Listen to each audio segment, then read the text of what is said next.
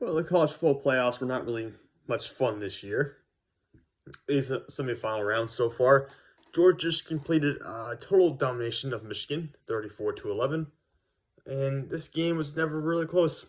Whereas at least the Alabama Cincinnati game, the Cotton Bowl, in terms of score was close, even though the teams were clearly separated by a good deal of play that we saw by halftime. In this game, the score was not close for most of it. Uh, Georgia drives right down the field in that first position, scores the touchdown at 7-0. And by halftime, the score is 27-3. And it never gets closer. Really, Georgia ends up winning 34-11. Michigan ends up scoring on their last possession of the game. They go for two and they get a 2-1 conversion. But at that point, Georgia has a bunch of backup guys in the game. They're not, playing with the same aggression they had earlier on. Although they were still playing hard, don't get me wrong. I'm not trying to downplay scoring a touchdown against Georgia, but it was clearly different circumstances. In Georgia now, defense looked exactly like it had every other week of the season except for that loss in the SEC championship game to Alabama. The defense looked totally dominant today. Stetson Bennett proved he was the right guy to continue starting over JT Daniels. Went 20 for 30 for 310 yards and 3 touchdowns. It's an excellent game from him. Now, Zamir White and James Cook are one of the best running back duos in college football, if not the best one right now. Obviously, we're at the end of the season, but Zamir White, 12 carries for 54 yards. James Cook was excellent, 6 carries for 32 yards and 4 receptions for 109 yards and a touchdown, including a long of 53. This is a guy who a lot of people have been talking about as a sleeper in the 2022 NFL draft. And I'm seeing why. I watching the game. It's obviously see what people love James Cook so much. And I think he'll definitely move up draft boards as we get closer to the actual draft. Brock Bowers was really made a lot of noise in the first half, kind of quiet in the second half. But they really didn't need him too much. They really didn't need the offense to do anything in the second half with the way they were whooping Michigan. And I don't have all the defensive numbers in front of me because I haven't loaded in yet from the game. But Deion Kendrick has 2 interceptions against Cade McNamara. Eshie ends up turning to J.J. McCarthy for a couple big plays towards the end of the game. Hassan Haskins, who's obviously one of the best running backs in college football, just 9 carries for 39 yards. Michigan as a whole only averages 3.1 yards per carry. Tight end Eric All, who I like quite a bit, had 4 receptions for 63 yards. I like him a lot. Unfortunately, they really couldn't get many of their playmakers involved in offense. Donovan Edwards had some good plays, a long of 43. Roman Wilson had a long 42. Andrel Anthony had a long of 35 as receivers. This is kind of what Michigan's offense is. It's grinding the ball with the running game and then hitting explosive plays every now and then. And that's how they won games this year. They would run the ball, and then hit a 40-yard play. They would run on a trick play. They would get creative on offense and get downfield and hit you with that big, just crushing blow. And they had some big plays in this game, 35 yards, 42 yards, 43 yards, 25 yards. All through the air. It's just that none of it really resulted in points, except for maybe the one to Anthony. Other than that, you weren't getting,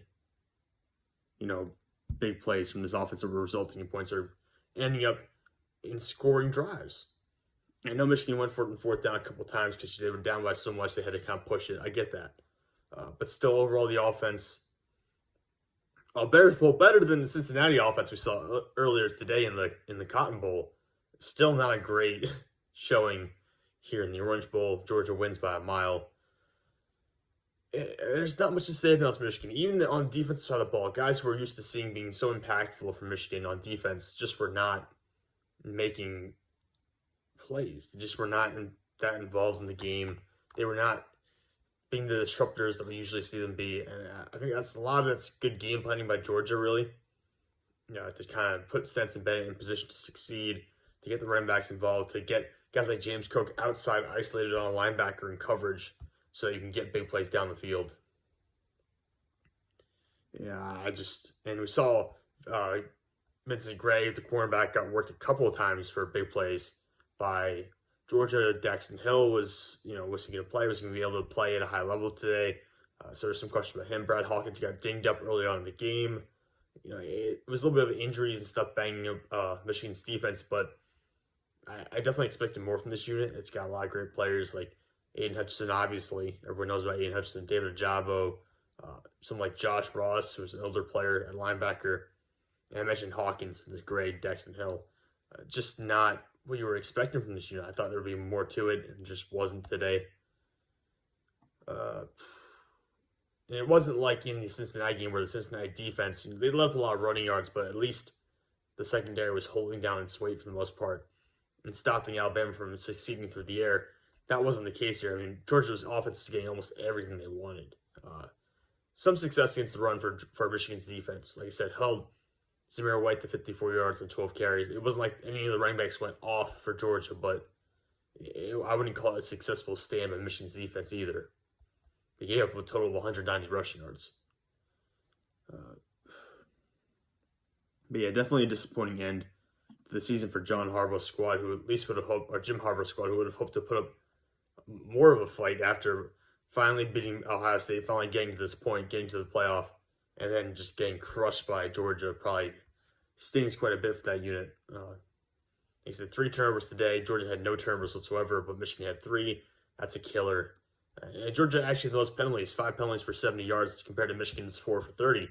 But it still didn't really make that much of an impact on the game because Georgia's defense was so dominant. And the offense, like I said, the offense got almost everything it wanted in the first half. The only drive they didn't score in the first half was the drive right before halftime, where there seemed to be some miscommunication with the sideline. But other than that, they scored in every drive in the first half. I don't know what else to really add. I think we're going to probably end the video there. So it's just not much to talk about. It was such a dominant performance by Georgia. You can't say that the 2 best teams aren't showing up in the finals. I mean, it's going to be the 2 best teams between Georgia and Alabama because they just destroyed the guys they were playing against this week. And yes, Cincinnati did deserve that spot over Ohio State. I don't want to hear anything about Ohio State. Cincinnati deserved the number 4 spot, and they just got destroyed. And Michigan deserved their ranking as well, and they got destroyed too. So apparently Georgia and Alabama are the 2 best teams in college football.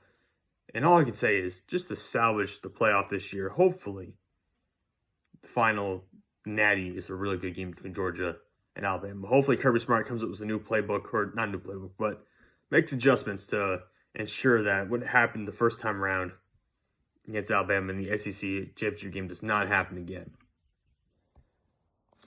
But other than that, pretty disappointing night of football. I'm tired. I'm going to go to bed soon. So, anyway, guys, thanks for sticking with me today. I'll talk to you all tomorrow.